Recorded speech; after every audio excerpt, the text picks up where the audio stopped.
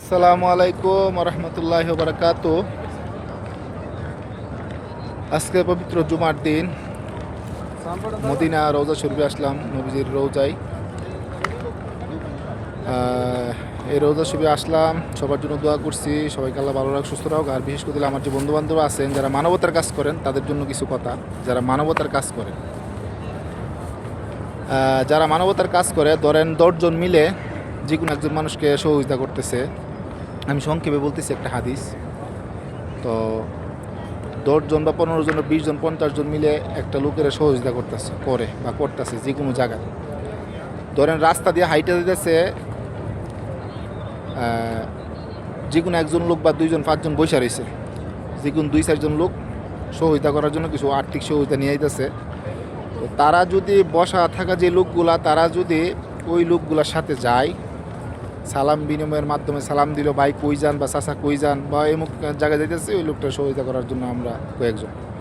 তাদের সাথে যে লোকগুলা বসা ছিল রাস্তায়, ওই লোকগুলা যদি যায়, এর ফজিলত সুবহানাল্লাহ। আমাদের নবী হযরত মুহাম্মদ সাল্লাল্লাহু আলাইহি সাল্লাম বলছেন, ওই যে রাস্তায় বসা ছিল লোকগুলা যে সাথে যে গেল, যাওয়ার কারণে এর ফজিলত হলে মদিনার রওজা শরীফে, এই যে রওজায় মদিনা শরীফে 1 মাস এতেকাফের সওয়াব পাবে। তারা কোনো সহযোগিতা করে না, শুধু সাথে গিয়ে যাওয়ার কারণে 1 মাস এতেকাফ করলে যেই সোয়াব, সেই সোয়াব পাবে।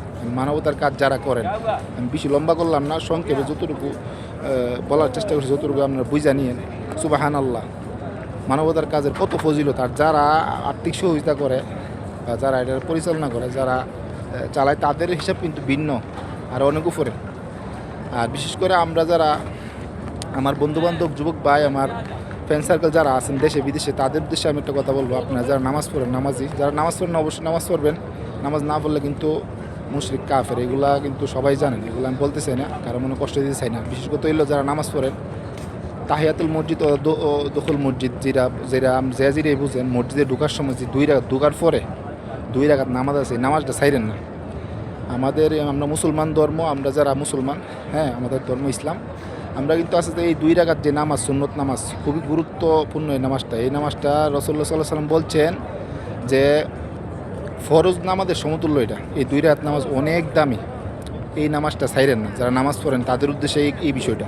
প্রথম গেল যারা মানবতার কাজ করেন তাদের কথা বললাম, তারপরে বললাম যারা নামাজি, আমার বন্ধুবান্ধব আছে যারাই আছেন, এই 2 রাকাত নামাজ ছাড়বেন না। উজুর পরে 2 রাকাত নামাজ মসজিদে ঢুকিয়া, এটা খুবই গুরুত্বপূর্ণ নামাজ, এটা ছাইরেন না, ঠিক আছে? এটা লাজিম পড়বেন। আর বিশেষ করে আমি আরেকটা বিষয় তুলে ধরতেছি, টোটাল 3টা বিষয় আজকের ভিডিওতে আমি আমার বন্ধুবান্ধবের জন্য আমি তুলে ধরতেছি। খুবই গুরুত্বপূর্ণ একটা বিষয়, আমাদের সমাজ থেকে এটা উঠিয়ে দিয়েছে গা।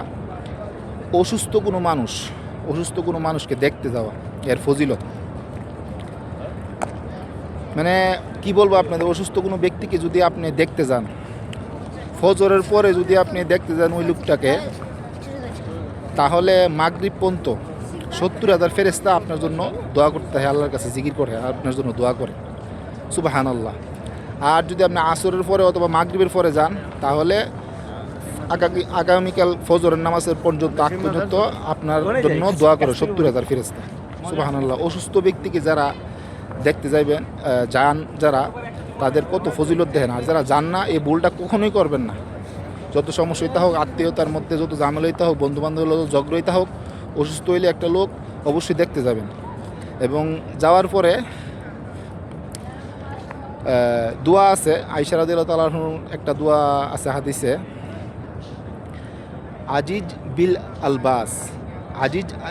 আলবাস, এই একটা দোয়া আছে। এই দোয়াটার অর্থ হইল আল্লাহ তাকে শেফা দান করেন, তাকে সুস্থতা দান করেন, তার প্রতি আপনি রহম করেন, এরকম ধরনের কিছু কথা। আমি সংক্ষেপে ছোট্ট করে বলছি, দোয়াটা অনেক লম্বা।